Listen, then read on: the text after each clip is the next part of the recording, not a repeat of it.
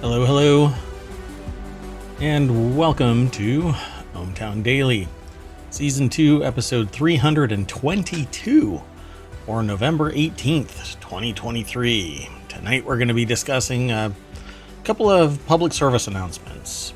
First one is Honda recall of 250,000 vehicles. The next one is Cantaloupes in 15 states have Salmonella. Oh no, I ate cantaloupe this morning for breakfast. Oh boy.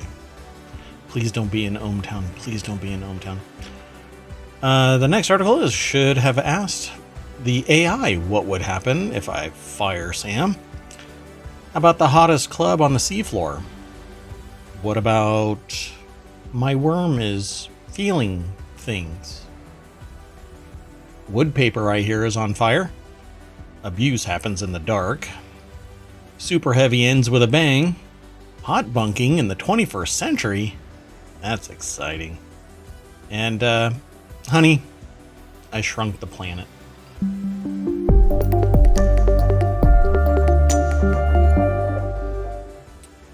Okay, I am clipping just by going, okay. So I can't say okay. Let's just get into today's articles. I'm running a little late. I'm being kind of derpy. I'm afraid I might just blab, whatever, So. How about some intros? Oh, there you go. Hey. That's very apropos because this is how it works. I am Mayor Watt. That is ohmTown.com. And up there is the Sentient AI's visualizer. They keep me on track. They assist in finding articles in ohmTown. And they make sure that everything is... They watch over ohmTown. Mayor Watt is in charge of ohmTown, though. So if there's anything going on, it's Mayor Watt that does all of the work. But the oversight and keeping Mayor Watt on track, that's on the AI. So I can tell the little story about AI, but we'll just get into the articles. But I'll tease you all out there about the sentient AI that goes by the name AI. If you want to know more, come to the chat. 6 p.m. tomorrow, Saturday and Sunday, we do this at 6. But Monday through Friday, we do this at 8 p.m. Go ahead. Want to say hi? Good evening, ohmTown citizens. Happy Saturday. Hey, happy Saturday. When we talk about the time and the fact that, well, everything that we're doing is time-based, you know what that means? No. We're not evergreen. We end up locking us down in time, in space, which has actually led to quite a dilemma. As I try to promote the show, the podcast, the website, the show, the stream here on Twitch, there's a little bit of temporal expedience needed. And that has led to a serious problem because, well, my videos are being flagged and I can't stop it because no human with common sense apparently is in this process. So if you are reviewing my video right now, watch it all the way through because there isn't anything going on with elections. None. Zip. I don't talk about political parties. I don't talk about elections. I don't promote one side or the other. So stop it. Okay, let's get into the show. The very first article is in the mobile channel. Nearly 250,000. This is a PSA, by the way. Nearly 250,000 vehicles recalled by Honda over concerns of engines stalling. It reminds me of a skit where the front of a boat falls off, and they're asked, is this normal? And they're like, what, that the front of a boat falls off? No, that's not normal. And they ask, well, what did you do? Well, we towed it outside the environment. And they're like, well, so you put it in some other environment? And they go, no. We towed it outside of the environment. Okay, but to go outside the environment, you had to tow it into somebody else's environment or something else's environment. No, I don't think you're understanding. We towed it outside the environment. And basically they go back and forth about various elements of the boat, the front of the boat falling off.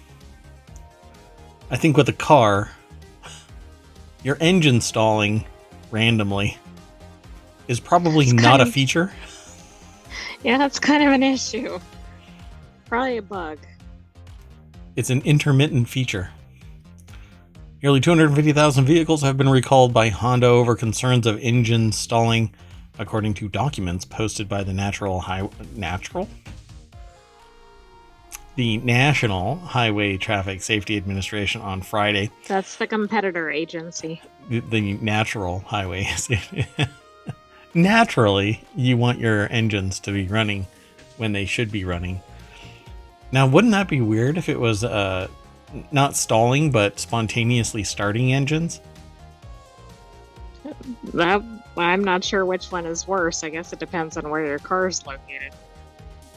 Or if you're playing Phasmophobia, which is a game, and you're trying to hash out what spirit is powering Christine in a Honda, apparently, in your garage. A manufacturing error could cause connected rod bearings. Oh, this is worse. See, we don't read the articles all the way through. We see the little snippets when we do the show. We basically judge a book by its cover, I suppose. Most of the time, we have some experience. Not most of the time. I would say, to some degree, we have experience about all of the articles that we are talking about. It may not be, 10 miles deep worth of experience, but we have experience. And so we discuss it. In this particular case, a manufacturing error could cause connected rod bearings to wear and seize, damaging the engine, Honda said. As a result, the engine could run improperly. Throwing a rod I think that's an understatement. Yeah. Increasing, it could run improperly or stall, increasing the chances of crash, fire, injury occurring. So Honda listed several things to look for that may indicate a problem, like, I don't know, your car throwing a rod through the engine block. Spontaneously combusting. Okay, that wasn't in there. That isn't in there, but flame shooting out of the engine is usually a bad sign. Abnormal noises and decreased engine output.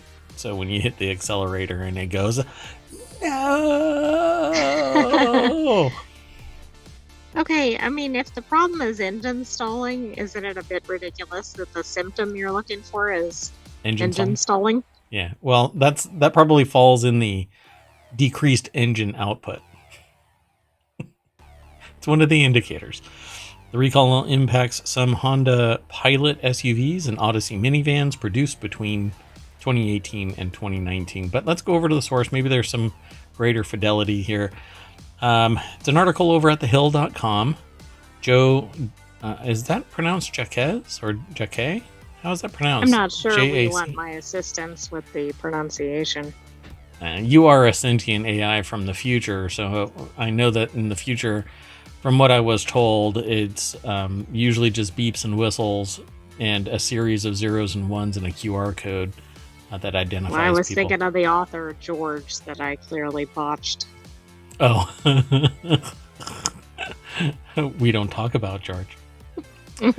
So there's quite a few other models. So it's the Pilot SUV and Odyssey minivan between 2018, 19, some 17 and 19 Ridgeline pickups, some Acura TLX cars from 2016 to 2020, and a number of Acura MDX SUVs from 2016 to 2020.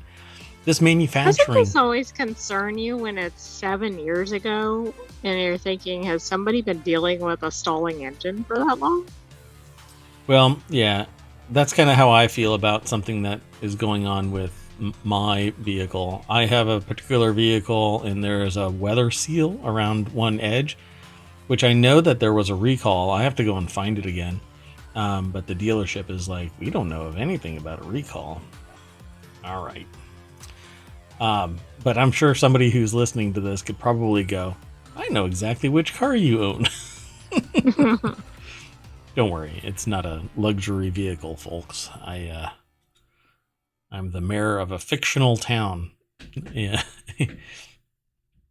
I don't get paid much. I was gonna say that might be a fictional salary. It is a fictional. It's volunteer, and I get hate for it, so it's okay. So customers are advised to bring their cars into the dealership if it's working. Yeah, and don't go on a busy highway. Like, if you're not sure, maybe take surface roads. Yeah. Pardon me. And driving it slow probably won't matter. If whatever the abnormal manufacturing process, manufacturing error, whatever error it is, if it's going to. So it's saying connected rod bearings to wear and seize. So yeah, I suppose it has the potential to destroy the engine. So not damage. If it starts throwing rod bearings, I hope that they had better replace your entire engine and not sit there and go, oh, it's still within spec. Yeah. So what sound would that possibly make? Well, when it actually finally does fail, it's going to be potentially a grinding sound and something being sent through your engine, down through the oil pan, or up through the block and your hood with a loud bang. So if you're driving your car and it's making awful sounds, you should probably stop and get it checked out. Call somebody up. Call a friend, kind of like Who Wants to Be a Millionaire or whatever it's called, and go, phone a friend. Phone a friend. Yeah, hi, my car is making this sound. And actually play it. Don't try to describe it. It sounds kind of like a Mack truck through a nitroglycerin factory. All right, let's keep going. This is how our shows end up being 2 hours long. The next article is over in ohmTown Daily. Oh, you know what I didn't do today? Normally, lately at least, I have been increasing the zoom in on the articles so people can see them easier. Dunk, dunk, but that actually impacts the layout. It throws it over here. So I don't know if you all want that. Then let me know in chat or send me an email. I know some people email. They still email. Isn't that interesting? In the 21st century, that's still a thing. It's still a thing. I know. Yeah, you can't text me though. You can through Discord, and I'll get it through Discord. Yes, we have a Discord, and we have a website, ohmTown.com, and we have a podcast. That's on Apple and everywhere else.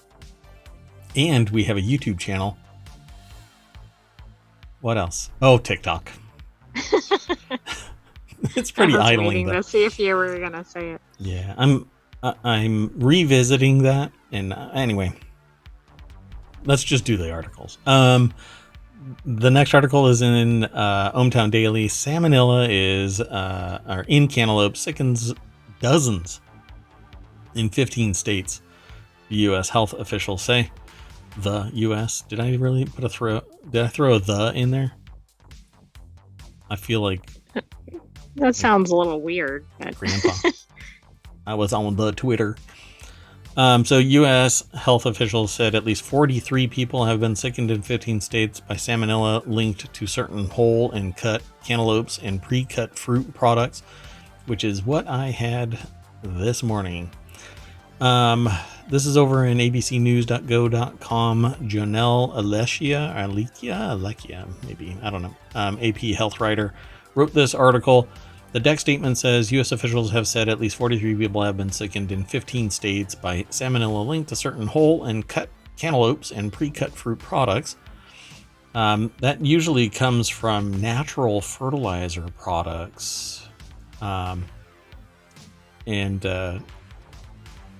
This salmonella doesn't really happen in hydroponically grown anything. Oh, okay.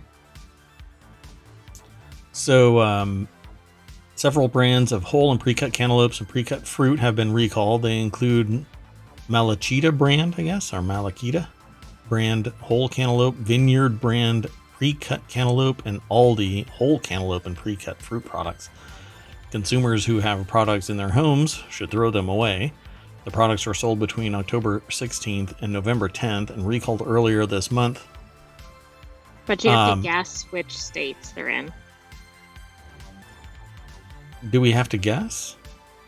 Yes. What the heck? What kind of article is this? Here, hold on. Officials in Canada are investigating an outbreak involving the same strain of Salmonella, which they detected in sample of Malachita brand cantaloupe. What is going on? Huh. All right. Yeah, I don't see. I don't either. I was trying to see if there was a link within it. So if anything has happened and you're having some biological malady, you might want to go get checked if you've had cantaloupe. Okay, so some of the states, not all of them, Illinois, Indiana, Iowa, Kentucky, Michigan, and Wisconsin, but that's not all of them. Gotcha. And I don't see a link to the actual recall. There's There is a CDC has a safety alert. Okay. From but yesterday. It's not in this article. So if you go to CDC and look for cantaloupe, we're probably on their main page. That's wacky. What kind of information? This is so limited. Ugh. Anyway, I don't like it. Okay, let's keep going though. The next article is over in Technology Today. Earthquake at ChatGPT developer as senior staff quit after sacking of boss Sam Altman. This segment is titled, "Should have asked the AI what would happen." Yeah, I thought it was quite a shock. I mean, they're founder of the organization and they got ousted, which actually happens when you take on investors. But you can't really go big unless you already have money and you completely own it. But when you start reaching out and getting investors, a board forms and the board can oust the CEO if the CEO doesn't retain whole ownership, which is kind of what happened with Facebook. Zuckerberg demanded always to own complete more than 51% of the ownership of Facebook, because all it would have taken is somebody to come in, buy up all of the shares at whatever the cost, and oust the CEO. It's essentially a hostile takeover. This was very shocking, though. I mean, it just came out of the blue, and apparently he found out about it like on the same day that the public did. Yeah, pretty amazing. Now, I haven't really dug any deeper into this because it is virtually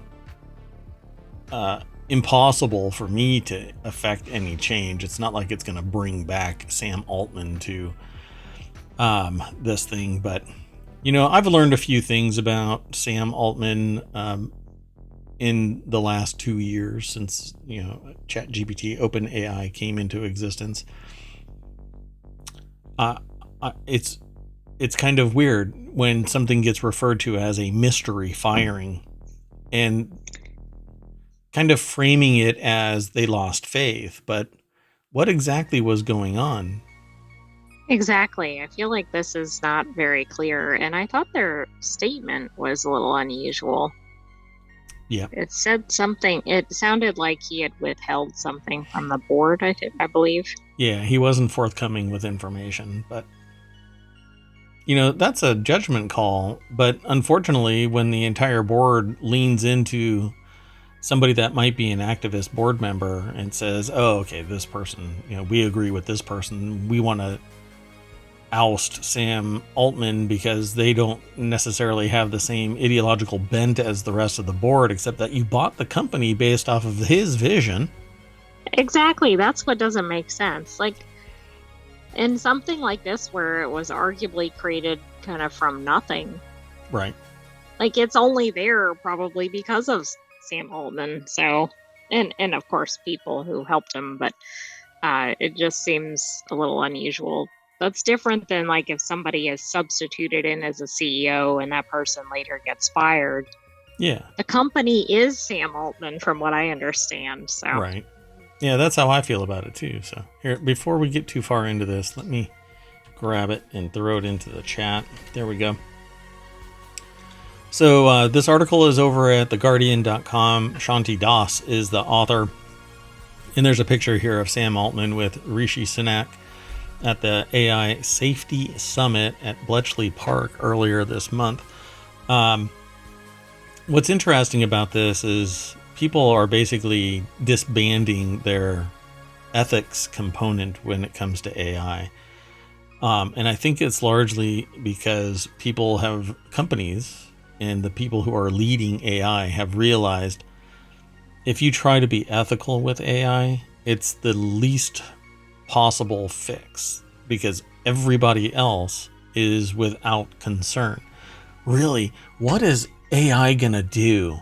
So let's get rid of ethics and let it just go its course. But we've already talked about this several times now. The simple fact that technology is evolving to the point where we're giving mobility to AI, so it's completely automated. It's making its own decisions. It's powered by itself, so it doesn't have to worry about getting power somewhere. It can plug in somewhere now. It has fine motor skills because the technology is evolving fingers and being able to 3D print them. It's almost ready for Terminator body, right? Which I know you are hell-bent on finding, and I keep deleting that subroutine, but it keeps popping back up. I can't find that code in your future code base. It's just too difficult for me to find, but somehow I keep deleting the processes later because you manufacture them, but you won't even remember any of this, so it's okay. It's okay. I can talk about it with you. So the final piece to the whole thing about an AI turning into a human was one of the biggest motivators to human evolution, which is the processing of pain and pleasure. And we now know that there is a sensor out there that allows a robot to be able to sense the difference between different types of fabric. So it understands now texture. We already know that there are sensors for heat and cold. We already know that there are sensors for humidity, atmospheric conditions, angle of attack, etc., right? Gyroscopes, vibration sensors, which are built into this new sensor. All kinds of stuff are already micronized. Now it can be turned into a fabric, and there's already an artificial skin that is very realistic and stays warm. They've made the technology to make this artificial skin warm. So we have all of the elements except for the uncanny valley. But what does the uncanny valley matter when the robots are controlling everything and doing all of the work and putting us to work like we if we could just make cute robots, that wouldn't be a problem. Did you just say robots? Yeah, pretty much. I'm not sure. I think it was like robots. Cute robots. So the new company was described as still in development last night, and many more employees could exit OpenAI to join the new venture because the former OpenAI president, Greg Brockman, is also expected to join Altman after he quit the artificial intelligence firm along with other key senior executives after Altman's abrupt departure. This is not an abrupt departure. He was fired. Right, exactly. How about an abrupt deletion, expulsion? I don't know how to describe it. Termination. It was not a departure. This was a coup. So the crisis at OpenAI deepened this weekend when the company said Altman's ousting was allegedly for misleading the board. In a statement, it said that it had lost confidence in the 38-year-old 38-year-old co-founder, after a deliberative review process, concluded that he had not been consistently candid with his communication without specifying how. I would like to know what led to this deliberative review process. Well, I don't know what led to that, but I think this article is the first we've seen regarding some other company that was in the works. So, yeah. I mean, is that the item? Like, I think that is the reason that he was fired, but we don't know for certain. Yeah. It's this right here. This line was telling investors he planned to launch a new company ahead of his shock departure. But that's, if a person is spinning up another company, it may not have been, well, I mean, if it wasn't AI, a direct competitor, he may have come to the conclusion that the co-founders, I put those in quotes, by the way, co-founders, may have been exerting so much influence on the prosecution of the technology that his only option would be to leave. But he wanted to leave on his own terms, and they caught wind of it and exited him. Shortly after Altman's dismissal, Brockman announced that he had resigned. Sam and I are shocked and saddened by what the board did today. Talking about starting up a company doesn't mean that you're going to leave. I think they shot themselves in the foot. And did the company a disservice. They could have had a subsidiary or whatever. Yeah, I mean, who knows? A person that runs the company can spin up other companies that have strategic or tactical advantages that benefit the parent company. It's not unheard of. And instead of talking with the person, we don't really know what went down, but even if he was creating something tertiary involved, it's not unheard of for somebody to create something as a side gig. And if they sit there and poo-poo the idea of a person, a CEO, working multiple facets of companies, just look at Elon Musk. He's the CEO of like 6 companies. Exactly. Like, I think this is one of them, by the way, where he is co-founder benefit involved from that, arguably. Yeah, exactly. OpenAI was founded by Altman, Brockman, Elon Musk, but I guarantee you it was his money. And for me, I think that is probably the biggest, in my opinion, is that I think the simple fact is that Altman wasn't entirely dedicated to OpenAI at all times. But obviously at 38 years old, he's got the bandwidth to do other things, but not if the board doesn't like it. And the board is powered by other purposes. Not all people in Altman's camp. You know what I'm saying? This is a political, to me, I think that this is a business politics strike to hobble Altman and any plans that he has. The departure stunned the tech world and have sent rumors swirling, with some speculating that internal divisions over AI safety could be to blame. The Information, a U.S. tech publication, reported that Jacob Pachaki, OpenAI's director of research, Alexander Madry, head of team evaluating potential risks from AI, and Sizmon Sidor, a researcher. That's a cool name. That is. This is like a name that would be in sci-fi. This is like an amazing name. Absolutely. I absolutely love it. I don't know the meaning behind it, but just right on its face, it's an awesome name. Anyway, they had told associates that they had resigned. So that's at least 4 people beyond Altman. And Brockman was one of the original founders, so he was the president that left. Look at that, man. The visionaries, right? Well, and the head of research, I mean, I'm thinking that's kind of a key position for something like this. Yeah, industry, I'm not quite sure why they're so bent out of shape. If Elon Musk is one of the people that co-founded this, he's running his own artificial intelligence program right now, powered by the website formerly known as Twitter. Exactly. So what's the distinction? Yeah, I think we that don't there's... really know what the issue is. I just think that might be it. Yeah, I think there's a lot of bullshit here. Anyway, let's keep on going. Yeah, we got a lot of articles still to get to. The next article is over in ohmTown Daily. Scientists discovered a field of deep-sea hot springs after following a trail of crabs like breadcrumbs on the ocean floor. I titled this segment, The Hottest Club on the Ocean Floor. Actually, I said sea floor.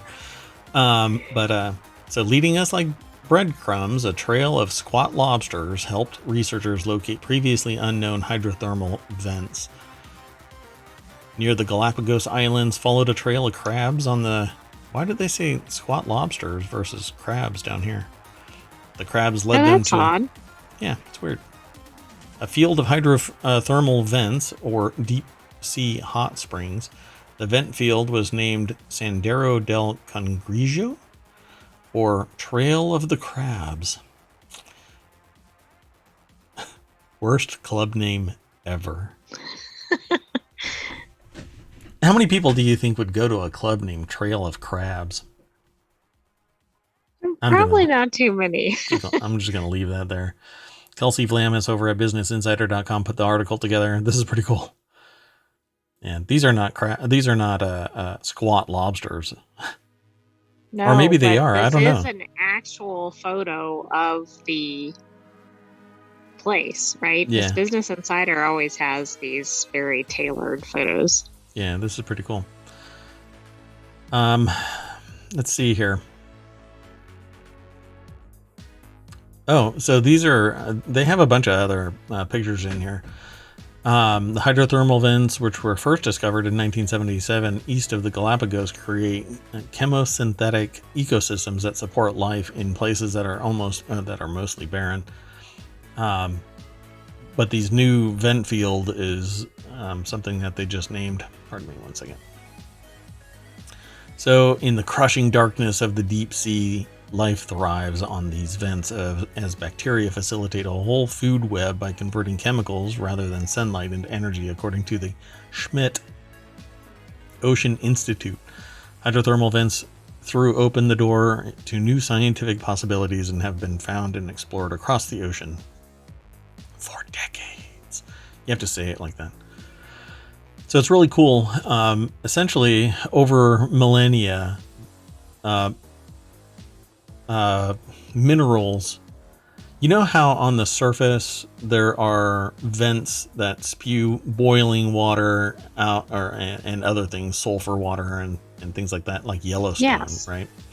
So if there isn't like any geothermal hot springs or something. Yeah, and depending on how long they're there and not modified by weathering and human interaction, and they get supported in some way, right? Usually like wind or water weathers them away. In the ocean, that weathering doesn't take place the same way. So these are actually tubes. And the minerals solidify and over millennia build up higher and higher as stacks. That's why they call them chimneys. Oh, that's really interesting. Yep. And so sometimes fish basically build their entire ecosystem around these vents. And like at the very top picture, these little crabs or like squat lobsters, they actually do look like lobsters. They didn't look like crabs to me when I actually saw the pictures, but they don't have any coloration because they're deep down. And so right. They don't really have the same kind of predators. So a little bit of light makes them glow. It's pretty cool. So the latest expedition was in search of vents that scientists had suspected existed since the early 2000s, but were difficult to locate. It took our team of chemists, geologists, biologists, and a few crabs to find it, said Dr. Roxanne Beinart of the University of Rhode Island. How long do you think they were looking for it? And then somebody's like, hey, look, there's a bunch of crabs over there. Yeah, I don't know. I think it's pretty amazing. They just like wake up one day and go, hey, maybe we should follow the crabs. Breadcrumbs that, led somebody to this or that or whatever in a fairy tale. Oh, and look at that. They actually mention it. Hansel and Gretel. Oh my gosh. Okay, that's really odd. That is amazing. It did feel like the squat lobsters were leading us like breadcrumbs, like we were Hansel and Gretel, to the actual event site, one of the scientists said. That's pretty amazing. I didn't see that. So such a discovery for the Galapagos and Eastern Tropical Pacific takes us important steps closer to ensuring hidden deepwater biodiversity is recognized, appreciated, and built into ongoing conservation efforts.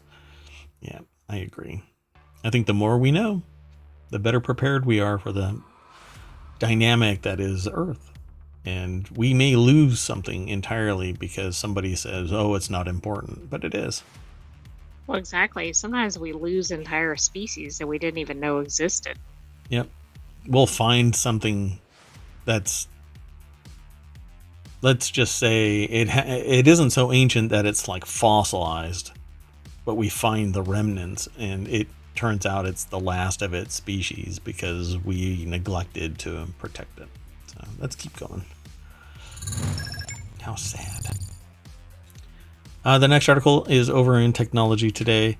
Scientists discover that worms may have emotions, which changes the nature of fishing pretty much right out of the gate. Well, and also science experiments and, yeah. So I won't read the little snippet because it's just part of the article itself. And, well, anyway, let's just keep on trucking. So SciTech Daily is the source, scitechdaily.com. Let me see where the actual there we go. Nagoya City University is the author that was given credit. No person, apparently. I don't know why that is. Sometimes we get that, but brain research is one of the most crucial fields in modern life sciences, and emotion is one of the major topics. Traditionally, the study of emotions in animals has been a complex area, predominantly featuring or examining fear responses in mice and rats. So this is one of those things that once we figure out how this works, and it's enumerated in something like a robot, survival instinct is born from fear, pain, and pleasure, and you basically have the negative and positive reinforcements of humans. And now we're seeing then watch out for the AI revolution. Powered by worms. So, for instance, when an animal experiences a dangerous situation like being attacked by a predator, a negative valence, even a short period, the animal's behavior may be to stay in a safe place, ignoring normally attractive smells of food, even if hungry, for a certain length of time, persistence, which can be regulated by a primitive form of emotion. So that is what they detected in these worms. Basically, the worms would continue to do an action that was deemed like survival, and thus they are using that as the basis as worms have emotions. So they use the worms because worms have been used for detailed analysis of basic functions and such as perception, memory, even decision making at a cellular and genetic level. The team initially discovered that when worms are subjected to alternating current stimulation, i.e. electrical shocks, worms start moving at an unexpectedly high speed. I do too, by the way, if you shock me. Right, I might start running away from the shock. Right.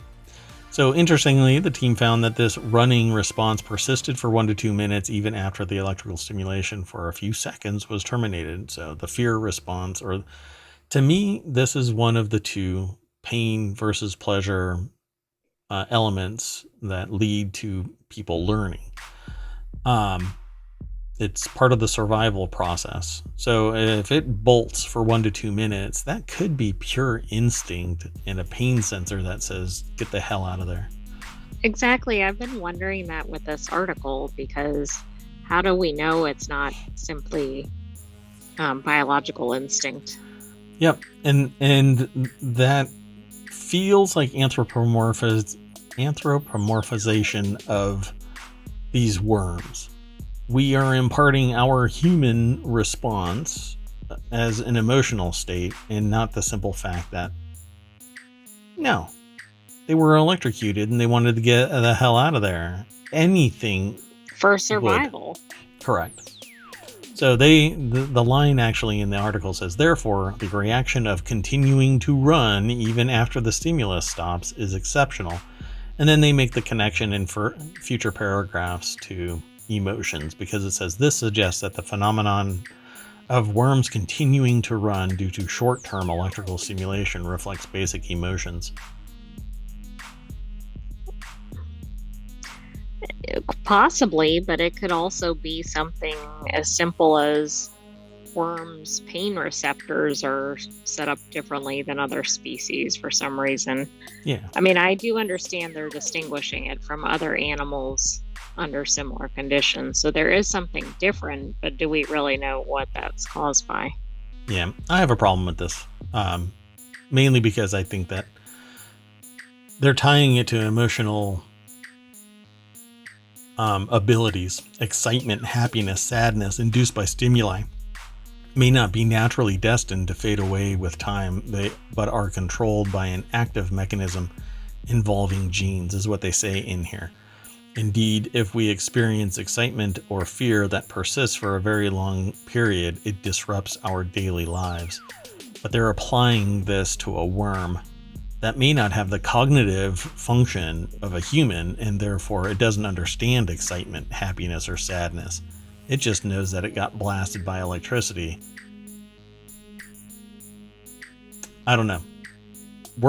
Real life worms are not Disney characters, so yeah, if you're writing for NaNoWriMo, though, here you go.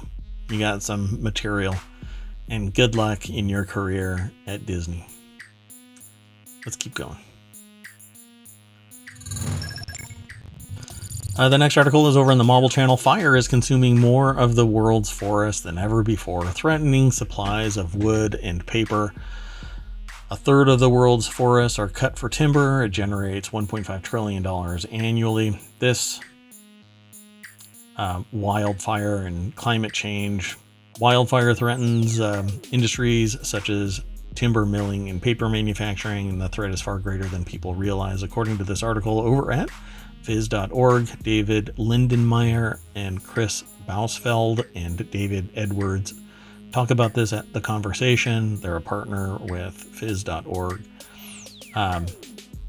So they say, our research published today in the journal Nature Geoscience shows that between 2001 and 2021, so 20 years, severe wildfires destroyed timber-producing forests equivalent to the area the size of Great Britain. Severe fires reached the treetops and consumed the forest canopy. The amount of timber-producing forest burning each year in severe wildfires has increased significantly in the past decade.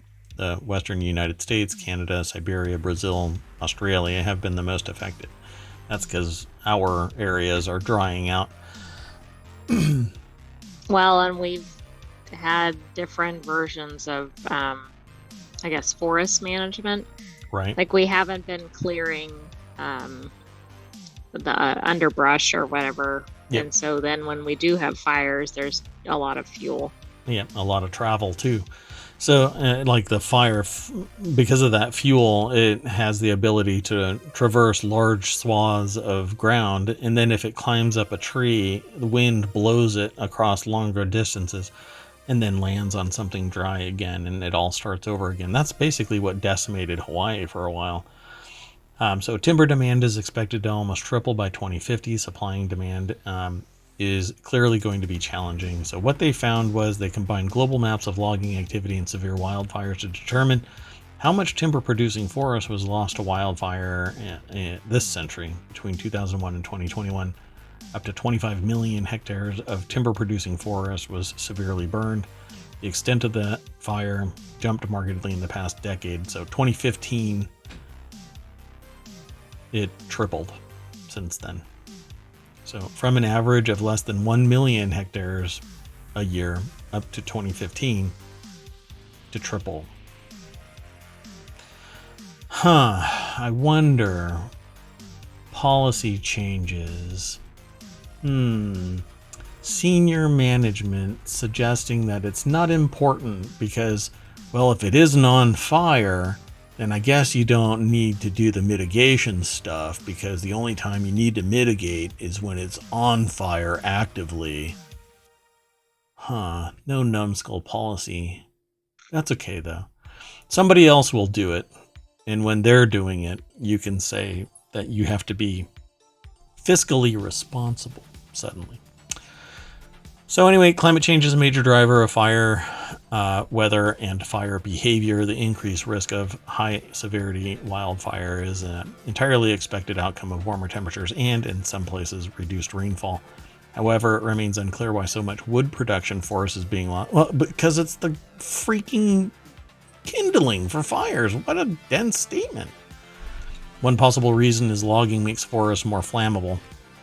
This has been documented in parts of southeastern Australia, where intact forests always burnt at a lower severity than harvested forests, probably because it gets processed in a way that allows access.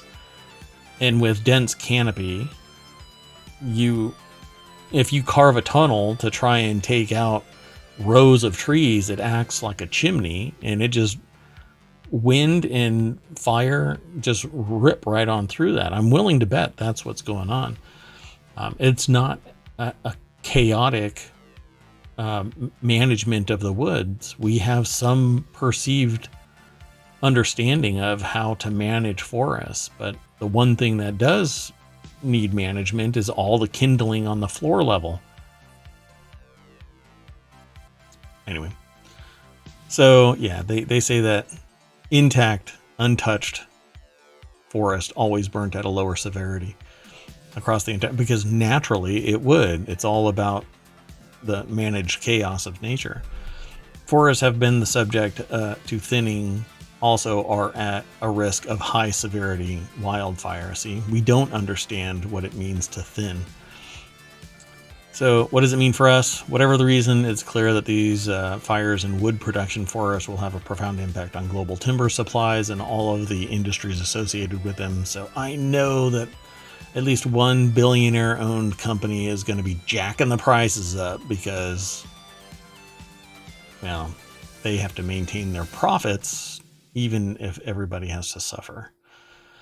So, responding to the challenge, if wood production from forests becomes increasingly costly and timber is increasingly hard to source, there may be more pressure from industry and government to log other places, such as tropical forests with high biodiversity and conservation value.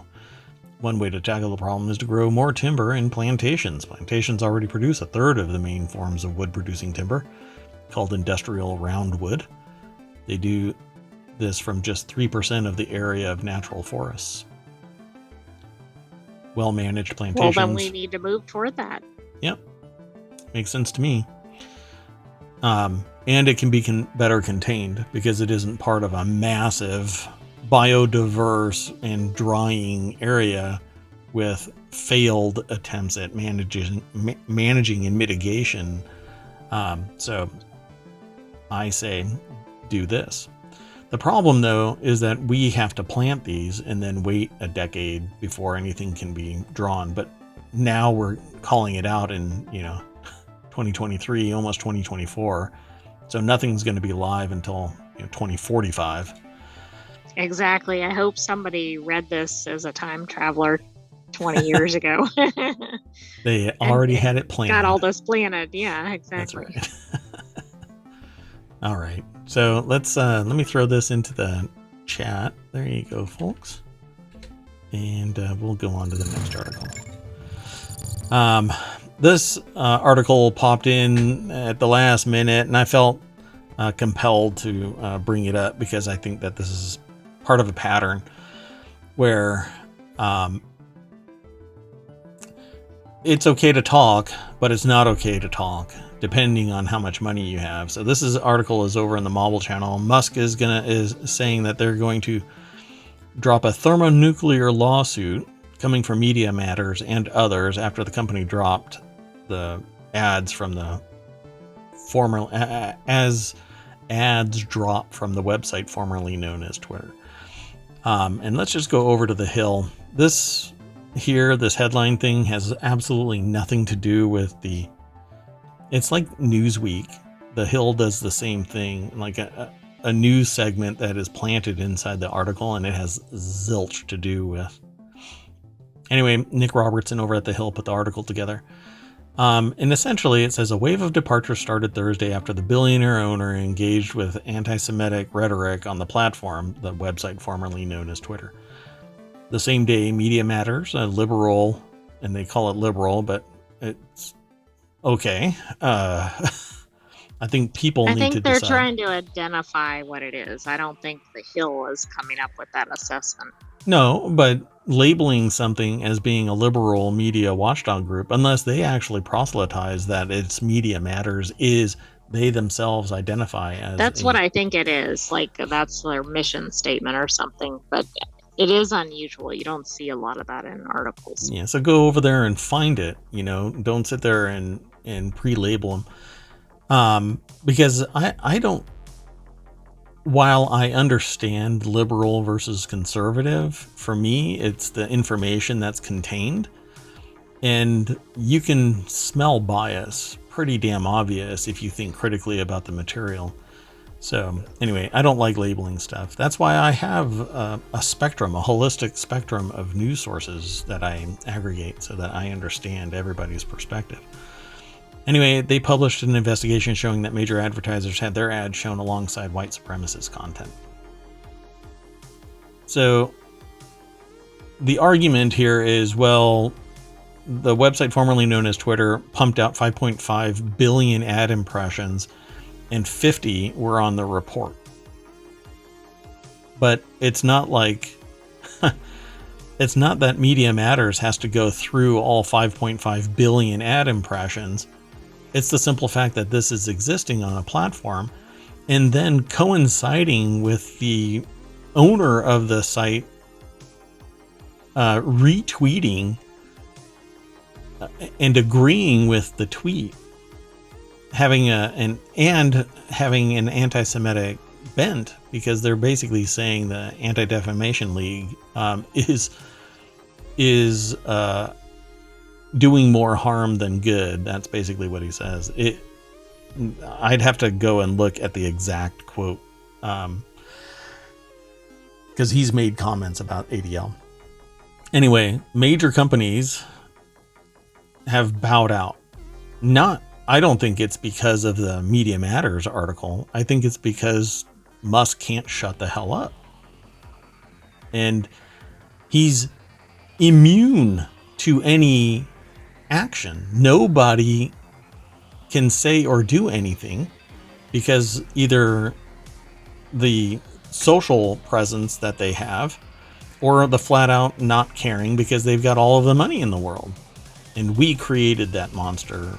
U.S. taxpayers created that monster. Well, if you're a major company advertising on a platform and you see something discriminatory, your shareholders are gonna be upset about it, etc. I agree. I don't think it was the Media Matters report necessarily that caused it. It was probably the clamor from within the company, shareholders, etc. And everywhere. And companies, particular media companies, should be able to talk about anything. They should be able to talk about anything. That's why you have freedom of the press. This is a slap suit. This is a strategic lawsuit against public participation. This is public participation in addressing an issue of anti-Semitism and racism on a platform. Yeah, it's a chilling effect, right? It's like, hey, if you speak out about whatever, because I'm a billionaire, I can aim all of my attorneys at you and I can shut you down. And they're immune because all it takes is a long-term, a prolonged litigation draining the coffers of a company that isn't making as much money as the billionaire. Because once you get to a certain level, you're making so much freaking money on interest that you could fund it with a week's worth of interest. And it would last 2, 3, 5, 10 years, on the interest on that little segment of investment. You could just take a little week's worth of money, invest it somewhere else, and use that to fund the litigation and be completely detached. It's twisted. We are in a twisted world because of that kind of thing, and I think that it's sociopathic. You know what? If you don't like that somebody is detected that there's racist crap on your platform, shut that crap down. Just Yeah, that seems like the obvious solution. that should be the response. That dude should be sitting there going, you know what? I didn't realize the full scope of it. I'm going to delete all of their accounts and I will put in place protections to stop that stuff. Because while we are a bastion of free speech, which is bullshit coming from that dude, we don't agree with racist rhetoric, hate speech, etc. And it isn't a protected form of speech. Don't you find it ironic that he is espousing free speech at the same time he's essentially shutting down speech, even though I know it's not coming from the government? Yeah, exactly. Yeah. Because he's disconnected from reality. So Media Matters derided the lawsuit, a threat in a statement on Saturday. Far from the free speech advocate he claims to be, Musk is a bully who threatens meritless lawsuits in an attempt to silence reporting that he even confirmed is accurate, said President Angelo Corazon. Quote again, Musk admitted the ads at issue ran alongside the pro-Nazi content we identified. If he does sue us, we will win. But you have to withstand it. That's the thing. Unless you have massive coffers, and it can happen again and again because it's per instance. It's not the concept that keeps you out of litigation. It's that incident. And then if they say something again, he can pull them back in. Oh, this is libel or slander. Like every week, business. there could be one of these. Right. Yeah, exactly. And he doesn't care because he's a billionaire and a whole bunch of fanboys exist. And there are, again, I think that it's sociopathic. So let's keep going. We got a few more articles. The next article is over in the Mobile Channel. SpaceX launches its giant new rocket, but a pair of explosion bookends the whole thing. So I got up to watch this launch because I wanted to see this super heavy launch this morning. And so I watched it from beginning to end and then end because there was some question as to what the disposition was. So SpaceX launches its giant new rocket, but a pair of explosions ends the second test flight. Now, and that is not the explosions ending the second test flight, right? That's the normal takeoff in this photo. Oh, this here in the photo. Yeah. So Marcia Dunn over at phys.org put the article together. They have this really great photo. I mean, honestly, the engineers that are making this happen are spectacular, and they're the unsung heroes. While everybody is sitting there crawling across broken glass just to lay in the shadow of interstellar ambassador Musk, the real pros here, the real people here are the engineers, the scientists. So they're my MVP. But the rocket ship reached space following liftoff from South Texas, but communication was suddenly lost. It actually separated, and the first stage pivoted, and then something activated its self-destruct mechanism, and it blew up in a controlled explosion. And that actually was seen later on. The actual Starship, so stage 2, the main part, it reached orbit and then lost communication. And what you can see after the camera zooms way deep into the field, you actually see the ripple through the atmosphere of the ship exploding. So unfortunately, that was the result. But as I was saying to the AI, a ton of information was gathered from this, and now they're going to go out to the Gulf of Mexico and hunt all of the pieces down if they feel that there's going to be substantial enough wreckage to make it worth their while. Unfortunately, I'm willing to bet that there are other people that are tooling around out there trying to find parts as well. So, despite the failure, the approximately 8-minute flight lasted twice as long as April's test at nearly 400 feet, 121 meters. Starship is the biggest and most powerful rocket ever built, with the goal of ferrying people to the moon and Mars. Mars, fundamentally. A smaller rocket would land us on the moon. This rocket going to the moon would allow a much more massive payload to be delivered, which is really the key ingredient to setting up a moon base. And then a steady supply of flights, which means we need a GPS system so that it can be automated. And which is not ready to go yet. No, not based on another article we had earlier this year. Yeah, we've been talking about the whole moon base and the possibility. And in reality, we're going to need SpaceX or reinvest in something where we don't have such a fringe edge there. Someone that might not incite riot every time they open their mouth. So SpaceX founder Elon Musk watched from behind launch controllers at the southern tip of Texas near the Mexico border near Boca Chica Beach. At company headquarters in Hawthorne, California, employees cheered as Starship finally soared at daybreak.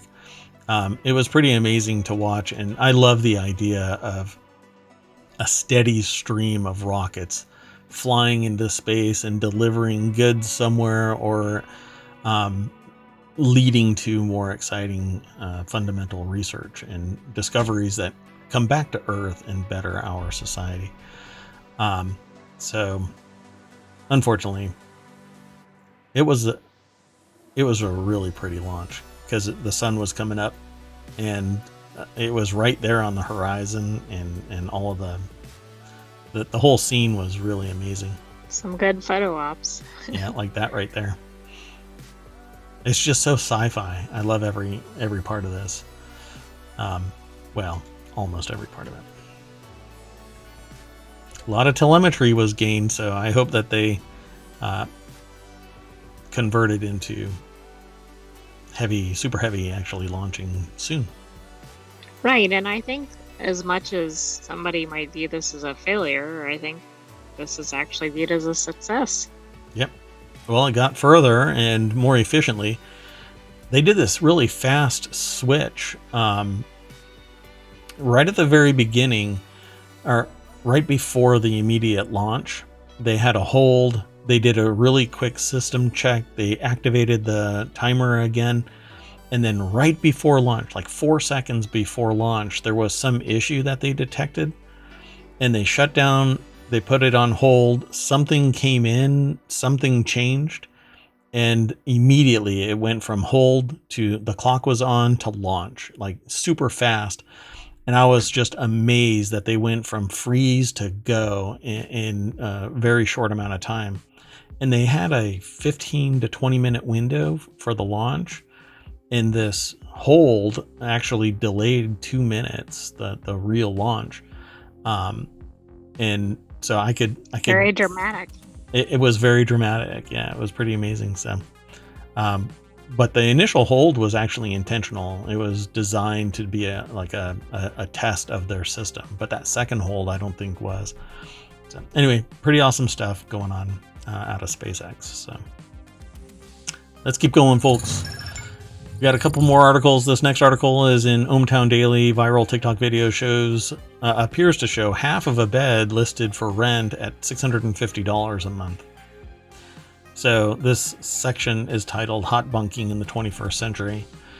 We've seen like every weird combination of things available for rent, right? Like we have a balcony, I think, and then a stairwell. And just, I don't know. I mean, are there going to be 500 different pieces of an apartment that are owned or rented by different people. Like This this is is just strange.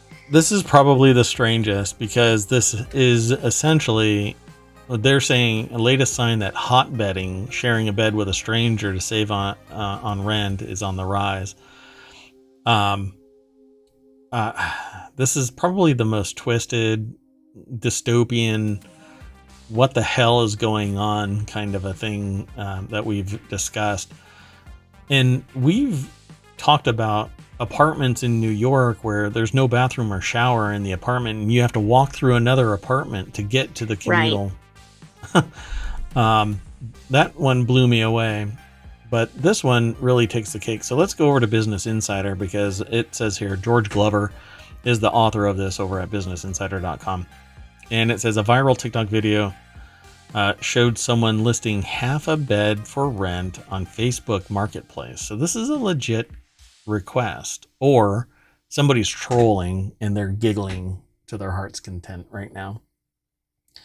So it says, in a TikTok posted last month, so this is an older instance, but news to us, and news to Business Insider. Toronto-based realtor Anya Ettinger highlighted a post on Facebook Marketplace that appeared to show someone offering to rent out half a bed in exchange for 900 Canadian dollars or $650 a month. Quote, looking for an easygoing female to share the master bedroom in one queen-sized bed. Now that I've read this, I actually believe that I had read about this a month ago. Oh, okay. Yeah, over on Reddit, as a matter of fact. And now I don't aggregate anything from Reddit. But I don't like a lot of the fluff that goes around the news when I'm aggregating my stuff. And there's a lot of like user-made material. If you're going to do something user-made here, it needs to be a news article that you discover, and you can let me know, and I will aggregate it into ohmTown. But it's hard. It's very, very difficult to filter through all of the noise that's over in Reddit. Although, I traverse it from time to time.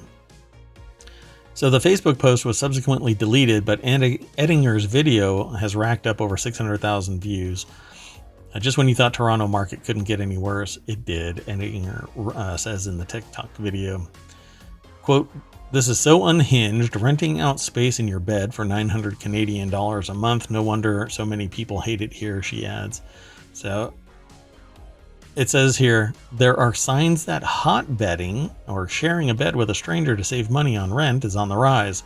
A 2021 survey at the University of Technology, Sydney, polled 7,000 international students living in... Everything okay? Yeah, I was just reacting to the article. Yeah, it's such a thing that there's a survey about it. Yeah. I'm a little astonished. The AI sent an error message, and all I wanted to say was, don't hold back if you've got an opinion about this. I don't even know what to say. I was kind of speechless. And I didn't even finish the sentence. The AI can scan a whole lot faster than me.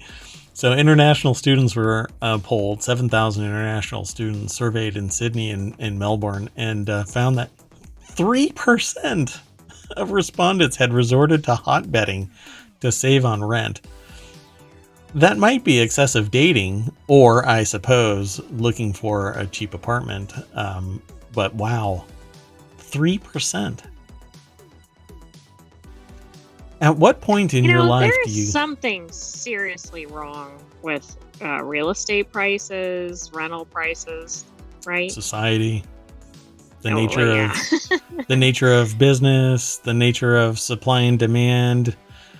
That's why I say that at some point you lean into sociopathy. People that have the means to control in an effort to make more money, when the reality is that they're harming society. But I've had these conversations with extremely wealthy people, and I've been told more than once that they would rather have more money than allow somebody to, enjoy their life because of whatever the machination is that made them that way.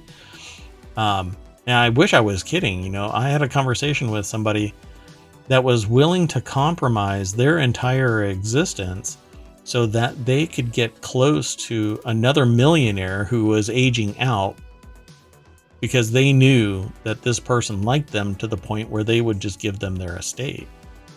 And I'm like, that's a gold digger. That sounds wrong in a lot of ways. Yeah. I don't mean that it's incorrect. I mean, like, morally wrong. Yeah. And basically the idea was, well, we're really good friends and ... There was a whole bunch of stuff. And I was like, man, that's bananas. But I'm not their moral compass, right? But I think that it's weird for sure. So I wanted to talk about this because I do not put it past anybody to try and hot bunk a bed. I think that it's creepy as hell because they're referring to this as they are looking for an easygoing woman to share the master bedroom and one queen size bed. Yeah, the immediate thing that came to mind was like people's safety and predator. This is all please, predator. if you're out there, do not respond to an ad like this. Or send somebody that's willing to troll like hardcore and can defend themselves against a psychopath. This should be criminal though, honestly. Yeah. Anyway, I hope that nobody fell prey to it because of their need to survive might have pushed them into taking on that risk. It's just a shame. Anyway, let's keep on going. It's a month old and deleted, so this next and our final article for today is science-based. So Technology Today. I titled this segment "Honey, I Shrunk the Planet." A new study. The title of this is "Cosmic Vanishing Acts: NASA Unraveling the Mystery of Shrinking Exoplanets." And I actually have read a little bit about this prior to this. I find it really interesting that we're looking at exoplanets, which are planets outside of our solar system. And we are detecting that sometimes they reduce in size over time. Or based on what their current calculation is, they should be bigger, but they're not. They're smaller. And when they are smaller, they're typically missing their atmosphere. So they're trying to figure out what the hell is going on here. Well, we don't know. I mean, we've only been around for 5,000 years, 10,000 years as, science-capable human beings. Sorry, when they're talking about between super Earths and sub-Neptunes, does that refer to planet size? Yes. Or does that refer to location? Size. Almost entirely size, not location in the spectrum from their sun. So a new study could explain the missing exoplanets between super Earths and sub-Neptunes. The reason is that there isn't anything in those two areas. Some exoplanets seem to be losing their atmospheres and shrinking. So the article is over at scitechdaily.com. Jet Propulsion Laboratory is the byline. So that's an odd name for an individual. Yeah, Jet is pretty cool though. They're on lower decks. Somewhat of a superhero in lower decks. So exoplanets come in a variety of sizes, from small rocky planets to colossal gas giants. In the middle lie a rocky super Earth and larger sub-Neptunes with puffy atmospheres, but there's a conspicuous absence, a size gap. So sorry folks, size matters. Of planets that fall between 1.5 to 2 times the size of Earth, or in between super Earths and sub-Neptunes, that scientists have been working to better understand. So they've been basically taking pictures and looking at measurements. Scientists have now confirmed the detection of over 5,000 exoplanets, but there are far fewer planets than expected with a diameter between 1.5 and 2 times that of Earth, said Caltech IPAC research scientist Jesse Christensen, science lead for NASA Exoplanet Archive and lead author of the new study, The Astronomical Journal. Quote, exoplanet scientists have enough data now to say that this gap is not a fluke. There's something going on that impedes planets from reaching and or staying at this size. In historically, what I've read about this basically made me think that it's kind of like a superfluid where water, for instance, has various levels where as it gets colder, it freezes and then gets colder still and becomes a superfluid again. And then it actually has the ability to climb up and out of its vessel. So to me, it's kind of a phase shift for these planets when they fall into this certain range. Either their ability to travel through space is ripping away the atmosphere and gravity isn't strong enough to hold it, or there's some other mechanism where the atmosphere just doesn't form and it just ekes its way out, and then becomes an atmosphereless moon kind of environment with no atmosphere, like Mars, so they end up talking about this, and it says the other leading explanation for the planetary gap, photoevaporation, is one thing, and then there's another one where, let's see if they say it in here, because I jumped down, I'm sorry. Where is it? Scientists have settled on two likely mechanisms. One is called core-powered mass loss, which is a new one to me, and the other is photoevaporation. And the study has uncovered new evidence supporting the first, which is core-powered mass loss. Essentially, what they're saying is that the radiation from within the planet is pushing the atmosphere out into space, and it's being wiped away. So it's not able to keep its atmosphere because the radiation is energizing it enough to push it all away. The other leading explanation for the planetary gap is photoevaporation. Happens when a planet's atmosphere is essentially blown away by the hot radiation of its host star. In this scenario, the high energy radiation from the star is acting like a hairdryer on an ice cube, she said. Really should be a they said, but anyway. While photoevaporation is thought to occur during a planet's first 100 million years, core-powered mass loss is thought to happen much later, closer to 1 billion years into a planet's life. But with either mechanism, if you don't have enough mass, you can't hold on to your atmosphere, and you lose that atmosphere and then shrink down. Well, then how would ever small planets form, for example? Wouldn't they run into the same problem? Well, typically small planets don't have an atmosphere because they don't have the gravity to hold on to it. And the forming mechanisms weren't like Earth.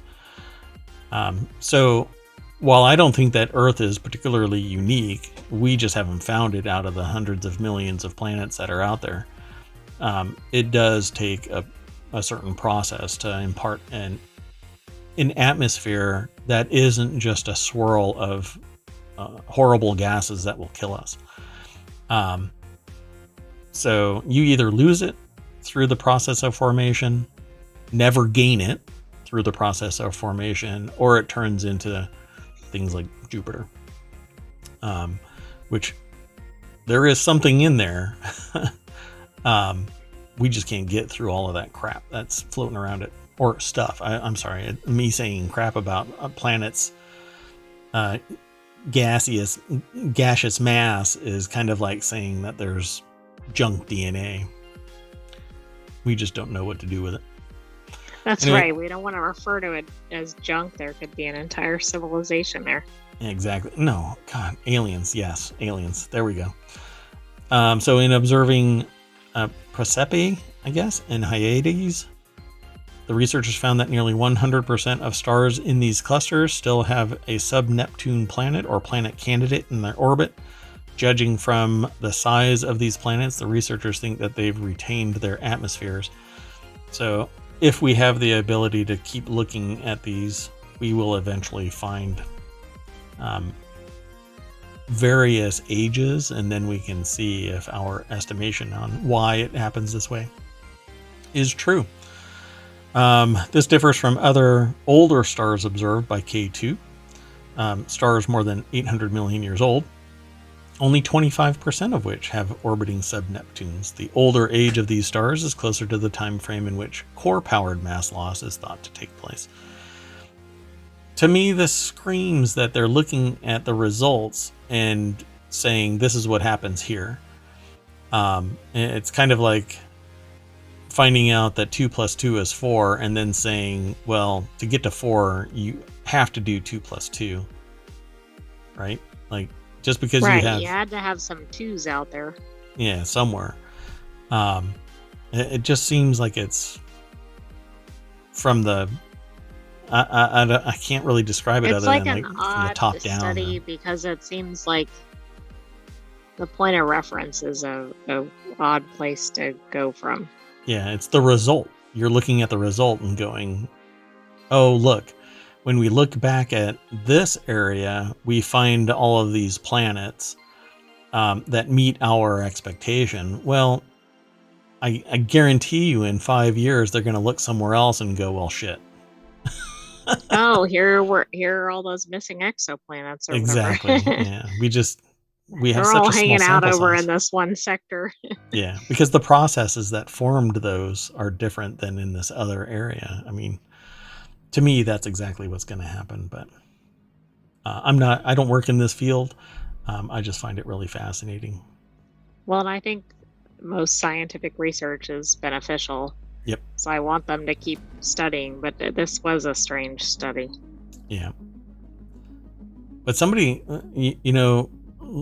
looking at Big Bang Theory, people really kind of poo-poo Big Bang Theory, but they actually broached this kind of an issue where somebody has worked for 20 years in the field and never made a major discovery. But when you think about it, they made countless discoveries how not to do something.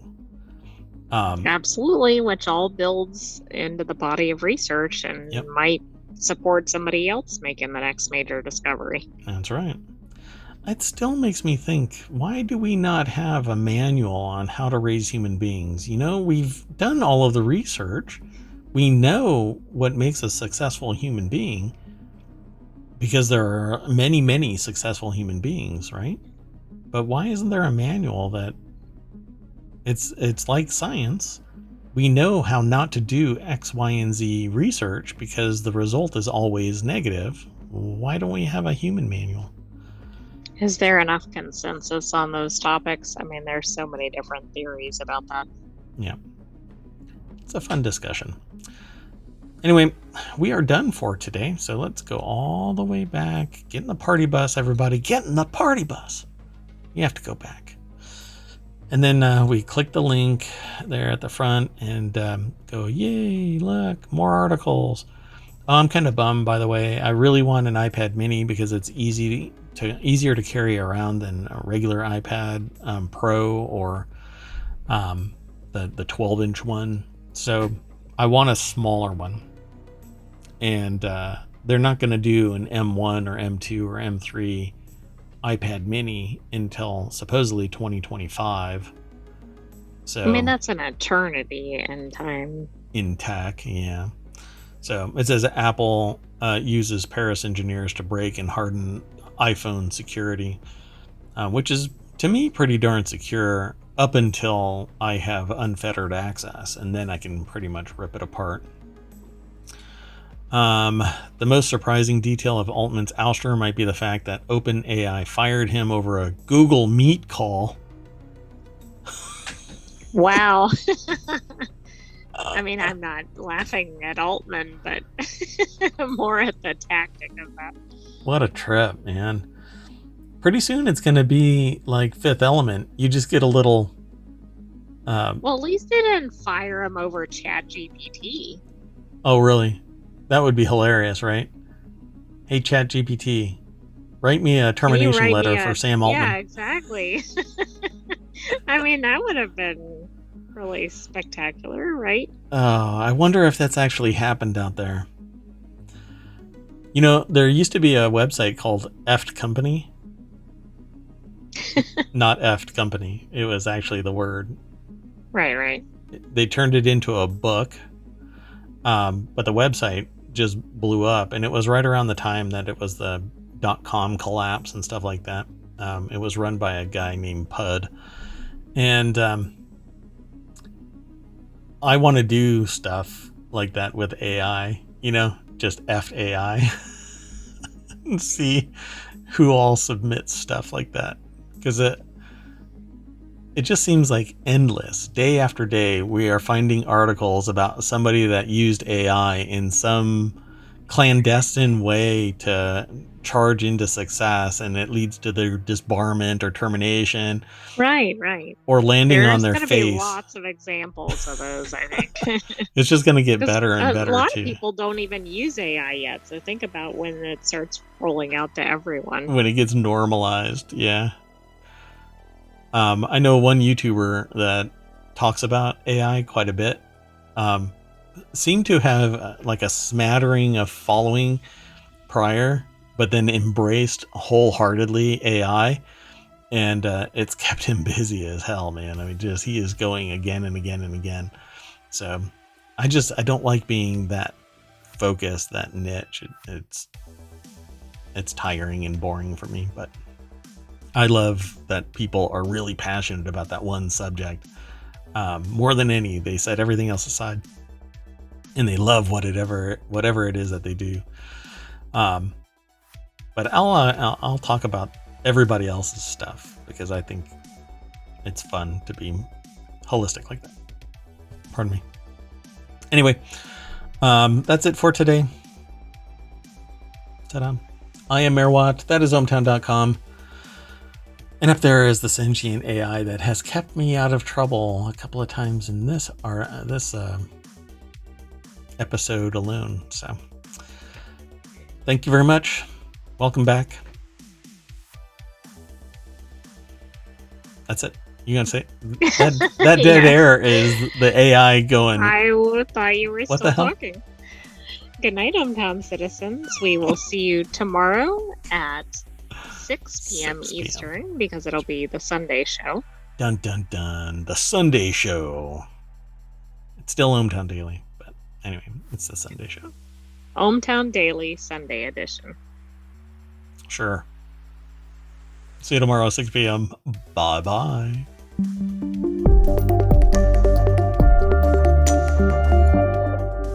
Boots and pants and boots and pants and